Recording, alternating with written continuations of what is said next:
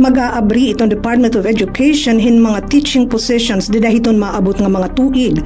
Hatak na nga maaprubahan itong 2026 budget, 30,000 nga bagong mga teachers itong igi-empleyo hini.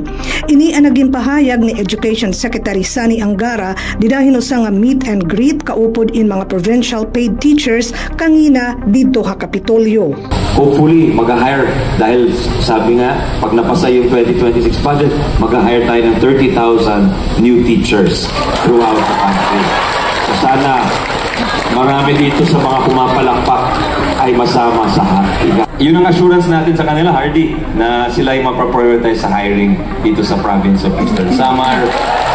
Ini nga mga PPT in mga professional teachers nga waray pa mga permanente nga trabaho ngan gin i-empleyo hirahiton gobyerno probinsyal para makabuli ga Department of Education pagtutdo hiton mga kabataan dito hiton mga eskwelahan para gihapon daman inihiram mabuligan hinbisan talagud tila nga kita mentras waray panira regular nga mga trabaho. Saring pani Angara, sige iton paniguro hiton gobyerno para mapadukwag iton sektor hiton edukasyon upod na iton pagsiguro hinduga nga kalungganayan hiton mga magturutdo ngan improvement hiton mga infrastruktura. Ang proposal nga namin ngayon sa 2026, hindi lang DPWH ang pwedeng mag-construct ng mga classrooms dahil nakita natin sa nakarang dekada, lumaki at lumaki yung pagkulang natin, yung deficit ng classrooms.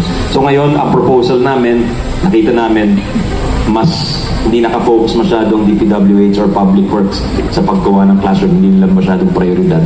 Ibigay na lang natin yung pera sa mga lungsod tulad ng Borogan City, tulad sa mga provinces tulad ng Eastern Samar, at saka para imbis na isa lang ang ahensya ng gobyerno na gumagawa ng classrooms, maraming ahensya, local governments, national government, pwede rin Department of Public Works, pwede rin non-government organizations basta may kakayanan at may proven records.